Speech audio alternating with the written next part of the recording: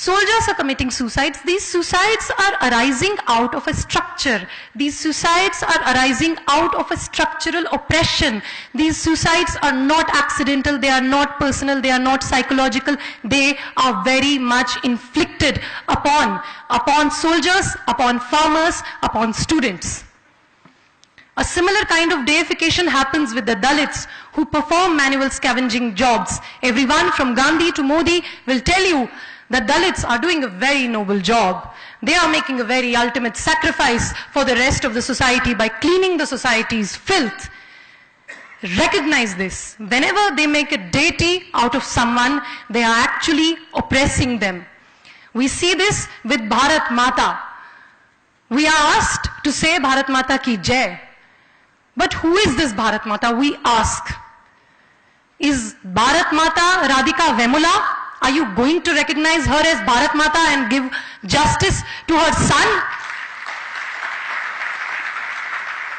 Is Soni Sori Bharat Mata? Are you going to investigate who committed excesses on her in custody? Are you going to investigate who threw acid on her face?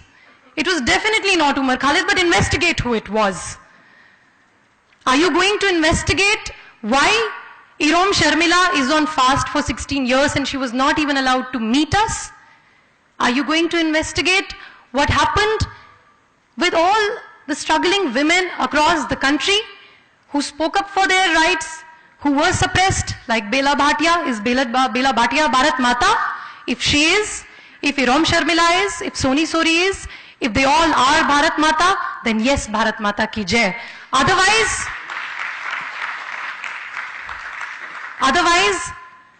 Jai se Jai nahi, Jai se justice is something that we have to assert. Justice before Jai. Jai se pehle न्याय, हम लोगों को इस बात को बोलना पड़ेगा.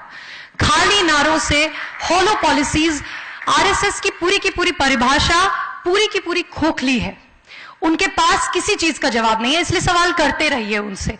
किसी भी चीज का जवाब नहीं है. आप पूछिए भारत माता कौन है, उन लोगों को पता नहीं. उनकी भारत माता भगवा झंडा फैलाती है और बाकी लोगों को तिरंगा झंडा फैलाने पर वो अपना दमन करते हैं, बाकी लोगों पर मार पिटाई करते हैं कि तुम तिरंगा झंडा क्यों नहीं पकड़ते हो, तुम लाल झंडा क्यों पकड़ते हो.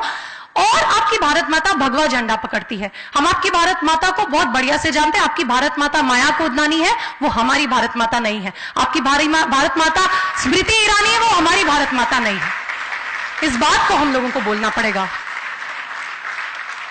इन लोगों के पास कोई जवाब नहीं है नेशनलिज्म का. इन लोगों की हर एक पॉलिसी, इन लोगों की हर एक बातचीत पानी के इस बुलबुले की तरह. It's like that air bubble inside the water which is shallow, completely shallow on the inside but very shiny, and it shimmers in the sun from outside. But the moment we prick it, the moment we ask a question, it will rupture, it will burst. And that is why we need to keep asking questions. We need to ask them who killed Hanuman Thappa. We need to ask them who killed Rohit Vemula. We need to ask all of these questions. I have been told to conclude, but I would want to say a few things. These people tell us, students से ये लोग कहते हैं कि don't do politics, आप politics मत कीजिए, पढ़ाई कीजिए. हम लोग एलिजिबल वोटर्स हैं, 18 साल के हैं हम लोग. आप हमारे पास चुनाव में आते हैं वोट देने के लिए, वोट मांगने के लिए, और हमारे नाम पर बोलते हैं कि भारत के युवा हमारे साथ हैं. लेकिन क्या आप भारत के युवाओं को डिफाइन नहीं करने देंगे कि वो किसके साथ हैं? क्या आप उनको अपने इश्यूज नहीं उठाने देंगे? आप लोग जो किसान मर रहे हैं उनसे क्या कहेंगे? चुपचाप से खेती करो, पॉलिटिक्स मत करो. जो जिनको आपको खुद को लटकाना पड़ता है, जबकि विजय माल्या अगर डेट नहीं पे कर सकते, he can just safely leave the country. But if a farmer cannot pay the debt, he has to commit suicide. What will you tell that farmer? What will you tell that farmer? Don't do politics? जाकर के खेती करो. ABVP, Akhil Bharatiya विद्यार्थी परिषद, आप खुद ही कहते हैं दुनिया का सबसे बड़ा स्टूडेंट ऑर्गेनाइजेशन है. पहले जाकर के उसको बंद करवाइए अगर आपको स्टूडेंट पॉलिटिक्स से प्रॉब्लम है. भारतीय मजदूर संघ आपका, भारतीय किसान संघ आपका. आप हमसे कहते हैं राजनीति मत कीजिए. गुजरात में आप फार्मर्स की रैली में जाकर के उमर खालिद का वीडियो प्ले करते हैं. What is the politics behind this? Umar और अनिर्बान का आप वीडियो जाकर के दिखाते हैं फार्मर्स रैली में, उसका पॉलिटिक्स क्या है? आप ये कहना चाहते हैं फार्मर्स से कि तुम्हारा जो WTO, तो तुम्हारा जो पैसा है जो तुम्हारे लिए जाना चाहिए, वो देखो वो ये देशद्रोही स्टूडेंट्स ले जा रहे हैं, वो ये एंटी नेशनल स्टूडेंट्स ले जा रहे हैं वो पैसा, और इसलिए भूखमरी हो रही है, इसलिए जगह जगह सूखा पड़ा हुआ है, इसलिए तुमको खुदकुशी करना पड़ता है। ये कोशिश की जा रही है फार्मर्स से बोलने की, ये कोशिश की जा रही है किसानों से बोलने की। लेकिन अगर आप रियलिटी में देखें कि क्या हो रहा है, फार्मर्स को उन्हीं पॉलिसीज से ऑप्रेस किया जाता है, जिन पॉलिसीज से स्टूडेंट्स को ऑप्रेस किया जाता है।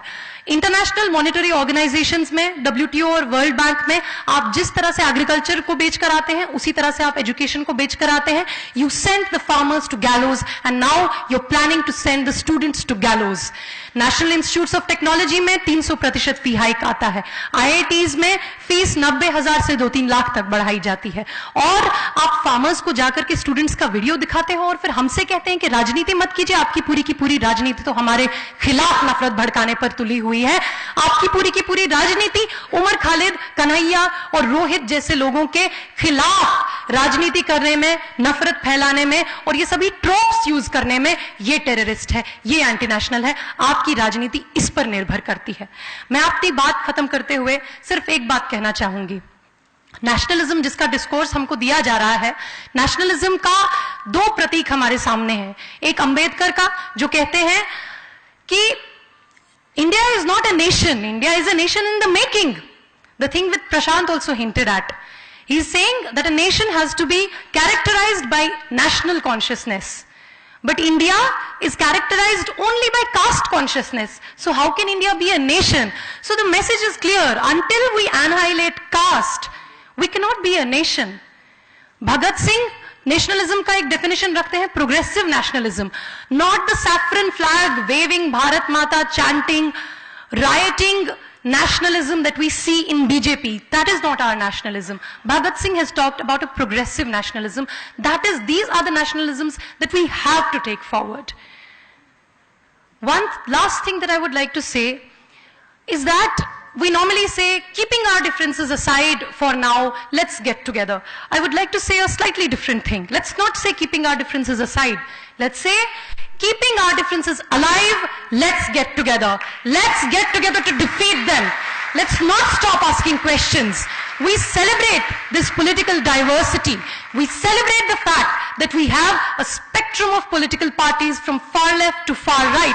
And just like we do not advocate jail for those people who consider Nathuram Godse as a martyr, we do not advocate jail for those people who consider Afzal Guru as a martyr. Everyone has the right to speak. Everyone has the right to debate. Everyone has the right to question. This is what nation means. This is what civilization means. This is what concern for people means. It has to be a pro-people nationalism, not a hollow nationalism of the BJP variety. I thank you for giving me a